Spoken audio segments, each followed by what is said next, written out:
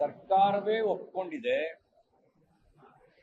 ಮಾನ್ಯ ಸಚಿವರು ಸದನದಲ್ಲಿ ಕ್ಷಮೆಯಾಚನೆನೂ ಮಾಡಿದ್ದಾರೆ, ತಪ್ಪು ಮಾಹಿತಿ ಕೊಟ್ಟಿದ್ದ ಕಾರಣಕ್ಕೋಸ್ಕರ. ಅಲ್ಲಿಗೆ ಕಾಲ ಕಾಲಕ್ಕೆ ಫಲಾನುಭವಿಗಳ ಖಾತೆಗೆ ಗ್ಯಾರಂಟಿ ಯೋಜನೆಯನ್ನ ತಲುಪಿಸೋದ್ರೊಳಗಡೆ ಸರ್ಕಾರ ವಿಫಲ ಆಗಿದೆ. ಅದರಲ್ಲೂ ಫೆಬ್ರವರಿ ಮಾರ್ಚ್ ತಿಂಗಳ ಹಣ ಒಂದು ವೇಳೆ ಪ್ರಶ್ನೆ ಮಾಡದೇ ಇದ್ದಿದ್ರೆ, ಒಂದು ವೇಳೆ ಆಧಾರ ಸಹಿತವಾಗಿ ನಿರೂಪಿಸದೇ ಇದ್ದಿದ್ರೆ, ತಪ್ಪು ಮಾಹಿತಿಯ ಮೂಲಕ ಪ್ರಶ್ನೆ ಕೇಳಿದವರದ್ದೇ ತಪ್ಪು ಅನ್ನೋ ರೀತಿಯಲ್ಲಿ ಬಿಂಬಿಸ್ತಕ್ಕಂಥ ಪ್ರಯತ್ನನೂ ನಡೀತು. ಆಧಾರ ಸಹಿತವಾಗಿ ಭಾರತೀಯ ಜನತಾ ಪಾರ್ಟಿ ಸತ್ಯವನ್ನ ನಿರೂಪಿಸಿದ ಕಾರಣಕ್ಕೆ ಸತ್ಯ ಹೊರಗೆ ಬಂತು. ಇದೇ 5,000 ಕೋಟಿ ಗೋವಿಂದ ನುಂಗಿ ಬಿಡೋರು, ಬಡವರಿಗೆ ತಲುಪಬೇಕಾದ ಹಣವನ್ನ ನುಂಗಿ ಬಿಡೋರು. ಈಗಲೂ ಹೇಗೆ ಕೊಡ್ತಾರೆ ಅನ್ನೋದು ಒಂದು ಪ್ರಶ್ನಾರ್ಥಕ ಚಿಹ್ನೆ. ಯಾಕೆಂದ್ರೆ 2023-24 ಬಜೆಟ್ ಈಗಿಲ್ಲ. ಈಗ 24, 25, 26ನೇ ಬಜೆಟ್ ಮಾರ್ಚ್ಗೆ ನಡೆಯೋದು. ಅದು 23-24 25-26 ಬಜೆಟ್ನಲ್ಲಿ ಅದನ್ನು ಮರು ಹೊಂದಾಣಿಕೆ ಮಾಡೋಕ್ಕಾಗಲ್ಲ. ಅಥವಾ ಹಣ ಡ್ರಾ ಆಗಿ ಫಲಾನುಭವಿಗಳಿಗೆ ಖಾತೆಗೆ ತಲುಪದೇ ಇರುವಂತ ಸಾಧ್ಯತೆಗಳು ಇದಾವೆ. ಅದಕ್ಕೆ ನಾನು ನಿನ್ನೆ ಹೇಳಿದೆ, ಇದಕ್ಕೆ ಸಂಬಂಧಪಟ್ಟಂತೆ ನ್ಯಾಯಾಂಗ ತನಿಖೆಗೆ ಒಪ್ಪಿಸಿ. ಅದು 50 ರೂಪಾಯಿ ಅಲ್ಲ, 500 ರೂಪಾಯಿ ಅಲ್ಲ, 5,000 ರೂಪಾಯಿನೂ ಅಲ್ಲ, 5,000 ಕೋಟಿ. 5,000 ಕೋಟಿ ಅಂದ್ರೆ ಇದನ್ನ ಸುಲಭವಾಗಿ ತಳ್ಳಾಕಕ್ಕಾಗಲ್ಲ. ನ್ಯಾಯಾಂಗ ತನಿಖೆಗೆ ಒಪ್ಪಿಸಿ. ಹಾಗೆ ಶಕ್ತಿ ಯೋಜನೆಗೆ ಕಾಲ ಕಾಲಕ್ಕೆ ನಿಗಮಗಳಿಗೆ ಹಣ ಕೊಡದೇ ಇದ್ರೆ ಬಸ್ಸು ಕೆಟ್ಟ ನಿಲ್ದೆ ಇನ್ನೇನಾಗ್ತವೆ? ಅವರಿಗೆ ಹೊಸ ಟೈರ್ ಹಾಕಕ್ಕೆ ದುಡ್ಡಿಲ್ಲ, ಯಾವುದೇ ಸ್ಪೇರ್ ಪಾರ್ಟ್ಸ್ ಖರೀದಿ ಮಾಡಕ್ ಹಣ ಇಲ್ಲ. ಆ ಸಾರಿಗೆ ನಿಗಮದ ನೌಕರರಿಗೆ ಕಾಲ ಕಾಲಕ್ಕೆ ಸಂಬಳ ಕೊಡಕ್ಕೂ ಆಗದೆ ಇರುವ ಪರಿಸ್ಥಿತಿ ಇದೆ. ಬಸ್ ತಳ್ದೆ ಇನ್ನೇನ್ ಮಾಡಬೇಕು? ಬಸ್ಸು ಮಧ್ಯದಲ್ಲಿ ಕೆಟ್ಟ ನಿಲ್ಲೋದು, ಅದ್ರ ಜೊತೆಗೆ ಬಸ್ ರೂಟೇ ಕ್ಯಾನ್ಸಲ್. ಈ ಅವ್ಯವಸ್ಥೆಯನ್ನು ತಪ್ಪಿಸ್ಬೇಕು ಅಂತ ಹೇಳಿದ್ರೆ ಕಾಲ ಕಾಲಕ್ಕೆ ತಿಂಗಳು ಕೊಡ್ಲಿ ಅಪ್ಪ ದುಡ್ಡು. ತಿಂಗಳು ಈಗ ಪ್ರಧಾನ ಮಂತ್ರಿ ನರೇಂದ್ರ ಮೋದಿ ಅವರು ಕಿಸಾನ್ ಸಮ್ಮಾನ್ ಯೋಜನೆಯನ್ನ ಕೋಟ್ಯಾಂತರ ಜನರಿಗೆ ಕರ್ನಾಟಕದಲ್ಲೇನೆ 52 ಲಕ್ಷ ಜನರಿಗೆ ಕರ್ನಾಟಕದಲ್ಲೇ ಬರುತ್ತೆ. 3 ತಿಂಗಳಿಗೆ ಒಂದ್ಸರಿ ಗಂಟೆ ಹೊಡೆದಂಗ್ ದುಡ್ಡು ಹಾಕ್ತಾರೆ. ಇವರು ತಿಂಗಳಿಗೆ ಒಂದ್ಸರಿ ದುಡ್ಡು ಕೊಡಕ್ಕೆ ಇವರಿಗೆ ಏನು ದಾಡಿ? ಏನೇ ಅವ್ರ ಮನೆಯಿಂದ ಕೊಡ್ತಾರ? ಸರ್ಕಾರದಿಂದ ಕೊಡುತ್ತಾನೆ. ಮನೆಯಿಂದ ಕೊಡೋದಾದ್ರೆ ಅಯ್ಯೋ ಮನೆಯಿಂದ ತಂದು ಕೊಡ್ಬೇಕು, ಮಕ್ಕಳಿಗೆ ಏನ್ ಮಾಡೋದು, ಮೊಮ್ಮಕ್ಕಳಿಗೆ ಏನ್ ಮಾಡೋದು ಅಂತ ಯೋಚನೆ ಮಾಡ್ಬೇಕು. ಇದೇನಿಲ್ವಲ್ಲ. ಈಗ ಸರ್ಕಾರದ ಹಣ ಅಲ್ಲ, ತಿಂಗಳು ಕೊಡ್ಲಿ. ಏನ್ ಲೆಕ್ಕ ಕದಿಯಕ್ಕೋಸ್ಕರನೇ ಮನ್ಸಿಗೆ ಬಂದಾಗ 3 ತಿಂಗಳಿಗೆ ಒಂದ್ಸರಿ, 4 ತಿಂಗಳಿಗೆ ಒಂದ್ಸರಿ, ಹಬ್ಬ ಬಂದಾಗ, ಹುಣ್ಣಿಮೆ ಬಂದಾಗ ಇವುಗಳು ಕೊಡ್ಬೇಕಾ? ಹಾಗಾಗಿ ಆ ಕಾಲಕ್ಕೆ ಕೊಡೋ ಕೆಲಸ ಮಾಡ್ಲಿ. ಇಲ್ಲದೆ ಇದ್ರೆ ಶರಣಾಗತಿ. ನಮ್ ಕೈಲಿ ಆಗಲ್ಲ, ನಾವು ಏನೋ ಅನ್ಕೊಂಡ್ಬಿಟ್ಟಿದ್ವಿ, ನಮಗೆ ಕೊಡಕ್ ಆಗಲ್ಲ, ನಡ್ಸಕ್ ಆಗಲ್ಲ ಅಂತ ಹೇಳಿ. ಈಗ ಸೋಮಣ್ಣ ಅವರು ಪತ್ರ ಬರೆದ್ರು ಕೂಡ ರೈಲ್ವೆ ಎಕ್ಸಾಮ್ಗಳಲ್ಲಿ ಕನ್ನಡಕ್ಕೆ ಅವಕಾಶ ಕೊಟ್ಟಿಲ್ಲ. ಮೈಸೂರಲ್ಲಿ ಕೊಟ್ಟಿದ್ದಾರೆ, ಹುಬ್ಳಿಲಿ ಕೊಟ್ಟಿದ್ದಾರೆ, ಬಟ್ ಬೆಂಗಳೂರಲ್ಲಿ ನಾನು ಅದನ್ನ ರೈಲ್ವೆ ಖಾತೆ ಸಚಿವರ ಗಮನಕ್ಕೆ ತರ್ತೇನೆ. ನಮ್ಮ ಸರ್ಕಾರ ಬಂದ ಮೇಲೇನೆ ಬ್ಯಾಂಕಿಗಳಲ್ಲಿ, ರೈಲ್ವೆನಲ್ಲಿ ಪ್ರಾದೇಶಿಕ ಭಾಷೆಗಳಿಗೆ ಅದರಲ್ಲೂ ಪರೀಕ್ಷೆ ಬರೆಯೋಕೆ ಅವಕಾಶ ಕೊಟ್ಟಿದ್ದು. ಹಾಗಾಗಿ ಕೊಡಬೇಕು. ಆದ್ರೆ ಒಂದ್ ಮಾತು ಹೇಳ, ನಮ್ಮ ಸರ್ಕಾರ KPS ಶಾಲೆ ತರಿತಾ ಇದೆಯಲ್ಲ, ಅದ್ರಲ್ಲಿ ಮಾಧ್ಯಮ ಕನ್ನಡ ಅಲ್ಲ. ಅಂದ್ರೆ ಸರ್ಕಾರವೇ ಉತ್ಸಾಹದಲ್ಲಿ ಕನ್ನಡ ಶಾಲೆಗಳನ್ನ, ಕನ್ನಡ ಮಾಧ್ಯಮವನ್ನ ಕ್ಲೋಸ್ ಮಾಡ್ಸಕ್ ಹೊರಟಿದೆ. ಇನ್ನು ನಾವು ಹಾಗಂತ ಬಿಡೋ ಪ್ರಶ್ನೆ ಇಲ್ಲ. ಅದಕ್ಕೂ ನಾನು ಹೋಲಿಕೆ ಮಾಡೋದಿಲ್ಲ. ಬ್ಯಾಂಕಿಂಗ್ ಎಕ್ಸಾಮು, ರೈಲ್ವೆ ಎಕ್ಸಾಮು ಪ್ರಾದೇಶಿಕ ಭಾಷೆಗಳಲ್ಲಿ ನಡೆಸೋದಕ್ಕೆ ಆದ್ಯತೆ ಕೊಡುವ ನಿರ್ಣಯವನ್ನ ಬಿಜೆಪಿ ಸರ್ಕಾರ ತಗೊಂಡಿದೆ. ಅದನ್ನು ಪಾಲಿಸಬೇಕು. ಯಾರು ತಪ್ಪು ಮಾಡಿದ್ರೆ ಅವರಿಗೆ ಬಿಸಿ ಮುಟ್ಟಿಸೋ ಕೆಲಸವನ್ನ ಮಾಡೋದಕ್ಕೆ ನಾನು ಕೇಂದ್ರ ಸಚಿವರ ಜೊತೆಲೂ ಮಾತಾಡ್ತೀನಿ.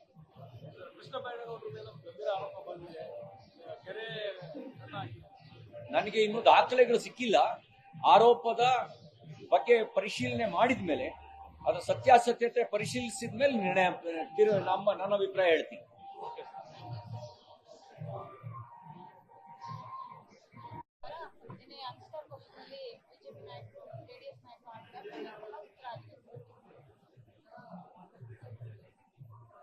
ರಾಜ್ಯ ಸರ್ಕಾರದ ಮಹತ್ವಾಕಾಂಕ್ಷೆಯ ಗ್ಯಾರಂಟಿ ಯೋಜನೆಗಳು ಎಲ್ಲೋ ಒಂದ್ ಕಡೆ ಹಾದಿ ತಪ್ತಾ ಇದೆ. ಸದನದಲ್ಲೂ ಕೂಡ ನಾನು ಹೇಳಿದ್ದೆ, ಅವತ್ತು ಗೃಹಲಕ್ಷ್ಮಿ ಅನ್ನುವುದು ಇದು ಚುನಾವಣಾ ಲಕ್ಷ್ಮಿ ಆಗಿದೆ. ಒಂದು ಜವಾಬ್ದಾರಿತ ಸಚಿವೆ ಸದನಕ್ಕೆ ತಪ್ಪು ಮಾಹಿತಿಯನ್ನ ಕೊಡುವಂಥದ್ದು ಇದು ಖಂಡಿತ ಸರಿಯಲ್ಲ. ಹಾಗಾಗಿ ನಮ್ಮ ಎಲ್ಲ ವಿರೋಧ ಪಕ್ಷದ ಬಿಜೆಪಿ ಜೆಡಿಎಸ್ ಎರಡೂ ಪಕ್ಷಗಳು ಕೂಡ ಇದನ್ನ ನಿನ್ನೆ ಚರ್ಚೆ ಮಾಡಿರುವಂತದ್ದು. ಅದು ಸದನವನ್ನ ಮಿಸ್ಲೀಡ್ ಮಾಡುವಂಥದ್ದು ಯಾರಿಗೂ ಕೂಡ ಶೋಭೆ ತರುವಂತದ್ದಲ್ಲ. ಆದ್ರೂ ಕೂಡ ಸಚಿವರಾಗಿ ಈ ರೀತಿ ಅಪಹಾಸ್ಯಕ್ಕೆ ಒಳಗಾಗಿರುವಂತದ್ದು. ಆಗಸ್ಟ್ ವರೆಗೂ ಕೂಡ ಎಲ್ಲ ಕಂತುಗಳನ್ನು ನೀಡಿದ್ದೇವೆ ಅಂತೇಳಿ ತಪ್ಪು ಮಾಹಿತಿ, ಅಷ್ಟು ಆ ಬೇಸಿಕ್ ಇನ್ಫಾರ್ಮೇಶನ್ ಕೂಡ ಮಾನ್ಯ ಸಚಿವರ ಹತ್ರ ಇಲ್ಲ ಅಂತ ಹೇಳಿದ್ರೆ ಖಂಡಿತ ಸರಿಯಲ್ಲ ಇದು. ಇವತ್ತು ಗ್ಯಾರಂಟಿಗಳ ಪರಿಣಾಮವಾಗಿ ಸಾರಿಗೆ ಇಲಾಖೆಯು ಕೂಡ ಇವತ್ತು ಸಂಕಷ್ಟಕ್ಕೆ ಸಿಲುಕಿ ಹಾಕೊಂಡಿರುವಂತದ್ದು.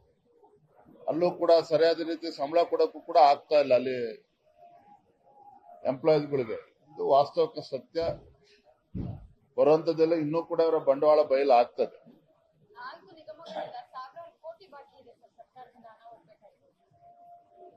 ಪಾಪ ನೀವು ಮುಖ್ಯಮಂತ್ರಿಗಳು ಅವರೇ ಗೊಂದಲದಲ್ಲಿದ್ದಾರೆ.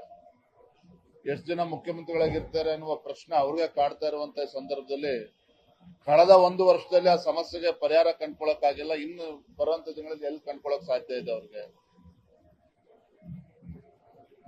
ಒಳ ಜಗಳ, ಮತ್ತೊಂದ್ ಕಡೆ ಡಿನ್ನರ್ ಮೀಟಿಂಗ್ಗಳು ಎಲ್ಲವೂ ಕೂಡ ಬೆಳಗಾವಿ ಕೂಡ ಮುಂದುವರೆದಿರ್ತಕ್ಕಂಥದ್ದು. ಎಲ್ಲ ಒಂದ್ ಕಡೆ ರಾಜ್ಯ ಸರ್ಕಾರದ ಒಳ ಜಗಳದಿಂದಾಗಿ ಮುಖ್ಯಮಂತ್ರಿಗಳು, ಸಚಿವರು, ಶಾಸಕರ ಮಧ್ಯೆ ಏನು ಒಳ ಜಗಳ ಇದೆ, ಮುಖ್ಯಮಂತ್ರಿ ತಾನಾಗ್ಬೇಕು ಅನ್ನೋ ಪೈಪೋಟೆ ನಡೀತಾ ಇದೆ. ಆಡಳಿತ ಅಂತೂ ಕೂಡ ಹಳಿ ತಪ್ಪಿರುವಂತದ್ದು ಸತ್ಯ.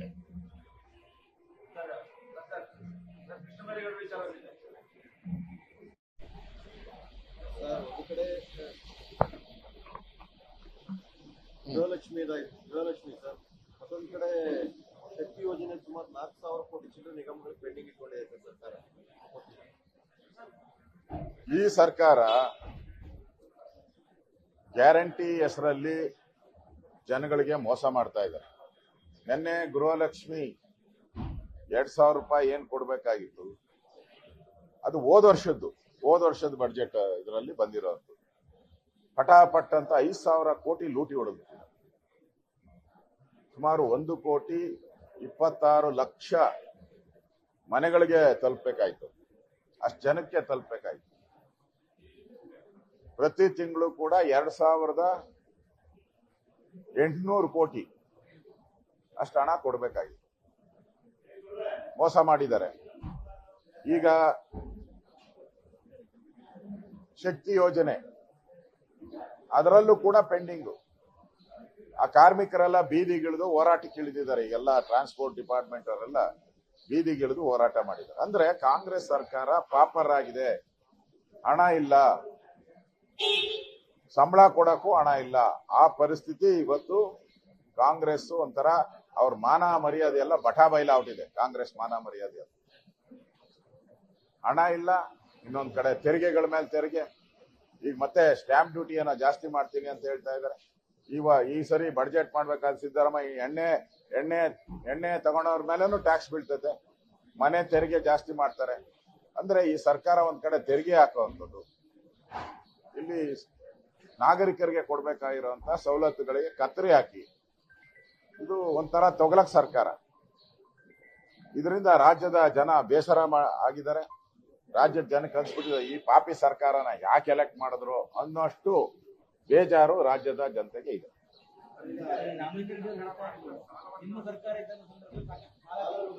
4,000 ಕೋಟಿ ಇಟ್ಟು ಹೋಗಿದ್ರು ಪೆಂಡಿಂಗ್ ಸಾಲ. ಅದಕ್ಕೆ ನಾನು ಟ್ರಾನ್ಸ್ಪೋರ್ಟ್ ಮಿನಿಸ್ಟರ್ ಆಗಿದ್ದಾಗ ಸರ್ಪ್ಲಸ್ ದೇಶದಲ್ಲೇ ನಮ್ಮ ಒಂದೇ ಒಂದು ಟ್ರಾನ್ಸ್ಪೋರ್ಟ್ BMTC ಲಾಭದಲ್ಲಿತ್ತು, KSRTC ಲಾಭದಲ್ಲಿತ್ತು. ಸುಮಾರು 1,000 ಎಕರೆ ಜಮೀನನ್ನ ನಾನು ರಿಸರ್ವ್ ಯಾವ್ದಾವ್ದು ಸರ್ಕಾರ ಹರಾಜು ಹಾಕಿತ್ತು, ಗೌರ್ಮೆಂಟ್ ರೆವಿನ್ಯೂ ಅಷ್ಟು ಹಣ ಕೊಟ್ಟು ತಗೊಂಡು ಇಟ್ಕೊಂಡಿದ್ದೆ ರಿಸರ್ವ್ ಅಂತ. ಹೆಂಗೆ ಲಾಸ್ ಮಾಡಿದಿರಿ ತೆಗಿಲಿ. 2013ರಲ್ಲಿ ನಾನು ಮಂತ್ರಿಯಾಗಿದ್ದೆ, ಸರ್ಪ್ಲಸ್ ಬಿಟ್ಟು ಹೋಗಿದ್ದೆ ನಾನು. ನಮ್ಗೆ 52 ಅವಾರ್ಡ್ ಬಂದಿತ್ತು. ಕೋವಿಡ್ ಬಂದಾಗ ಇಡೀ ಕೋವಿಡ್ ಬಂದಾಗ ನಮ್ಮ ರಾಜ್ಯ ಅಲ್ಲ, ಪ್ರಪಂಚದಲ್ಲಿ ಅಮೆರಿಕಾಯಿಂದ ಹಿಡಿದು ಎಲ್ಲಾನು ಲಾಸೇ ಕೋವಿಡ್ ಬಂದಾಗ. ಅದನ್ನ ಲೆಕ್ಕ ತಗೊಳಕ್ಕಾಗಲ್ಲ. ಕೋವಿಡ್ ಬಂದಾಗ ಎಲ್ಲರೂ ಲಾಸ್ ಇತ್ತು, ಅದನ್ನ ಲಾಸ್ ತಗೊಳಕ್ ಸಾಧ್ಯನೇ ಇಲ್ಲ. ಅದನ್ನ ತೋರ್ಸೋದ್ ಬೇಡ. ನಾ ಇದ್ದಾಗ ಎಷ್ಟು ಲಾಭ ಇತ್ತು ಅದನ್ನ ಬೇಕಾದ್ರೆ ಹೇಳಿ. BMTC, KSRTC ಎಷ್ಟು ಲಾಭ ಇತ್ತು, ಲಾಸ್ ಇತ್ತು ಹೇಳಿ. ನಾನು ಚರ್ಚೆಗೆ ಸಿದ್ಧ ಇದ್ದೀನಿ.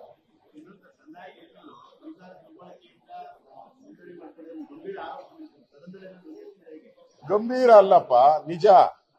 ಅದ್ರಲ್ಲಿ ಗಂಭೀರ ಬೇರೆ ಏನೋ. ನಿಜ, 100% ನಿಜ. ಕೆರೆ ಜಮೀನನ್ನ ಲೂಟಿ ಮಾಡಿರೋದು ಸ್ಪಷ್ಟವಾಗಿ ಕಾಣ್ತಾ ಇದೆ. ಸುಮಾರು 21 ಎಕರೆ ಜಮೀನು, ಕೋಲಾರ, ನರಸಾಪುರ. ಕೋಟ್ಯಾಂತರ ರೂಪಾಯಿ ಆಸ್ತಿ. ಇವತ್ತು ಅಲ್ಲಿ ಪಾರ್ಟಿ ಮಾಡಿದ್ದಾರೆ ಅಂತ ಯಾರೋ ವಿಡಿಯೋ ಕಳಿಸಿದ್ರು ನನಗೆ. ಅದೇ ಜಾಗದಲ್ಲಿ ಅಧಿಕಾರಿಗಳ ಸಭೆ ಮಾಡಿದ್ದಾರೆ. ಒಂದ್ ಕಡೆ ನಿನ್ನೆ ಲಕ್ಷ್ಮೀ ಹೆಬ್ಬಾಳ್ಕರ್ ಅವರ ಹಣ ಲೂಟಿ, ತಪ್ಪು ಮಾಹಿತಿ. ಇನ್ನೊಂದ್ ಕಡೆ ರೆವಿನ್ಯೂ ಇಲಾಖೆಯಲ್ಲಿ ಯಾರು ರೆವಿನ್ಯೂ ಜಮೀನನ್ನ ಕಾಪಾಡಬೇಕಾಗಿತ್ತು, ಆ ಕಾಪಾಡುವಂತ ವ್ಯಕ್ತಿಯಿಂದನೇ ಅಕ್ರಮ. ಮತ್ತೆ ನಿನ್ನೆ ಗೃಹ ಸಚಿವರು, ಯಾರು ಆ ಪೊಲೀಸರು ರಾಜ್ಯದಲ್ಲಿ ಕಾನೂನು ಸುವ್ಯವಸ್ಥೆ ಕಾಪಾಡಬೇಕಾಯ್ತು, ಅವರೇ ಕಳ್ಳರಾಗ್ಬಿಟ್ಟಿದ್ದಾರೆ. ಪೊಲೀಸರೇ ಕಳ್ಳರು, ಕಳ್ಳ ಪೊಲೀಸ್. ಅಂದ್ರೆ ಈ ಸರ್ಕಾರ ನುಂಗಣ್ಣಗಳ ಸರ್ಕಾರ, ಲೂಟಿ ಮಾಡೋ ಸರ್ಕಾರ. ಇಡೀ ಕ್ಯಾಬಿನೆಟ್ ಅಲ್ಲಿ ಎಲ್ಲರೂ ಕೂಡ ಲೂಟಿಗೆ ಹೇಳಿದಿರೋದು ಇದರಿಂದ ಸ್ಪಷ್ಟ ಆಗ್ತೈತೆ. ಇದನ್ನ ತನಿಖೆ ಆಗ್ಬೇಕು. ಅದಕ್ಕೆ ನಾವು ಬಿಜೆಪಿ ಇದಕ್ಕೆ ಒತ್ತಾಯವನ್ನ ನಾವು ಮಾಡ್ತೀವಿ.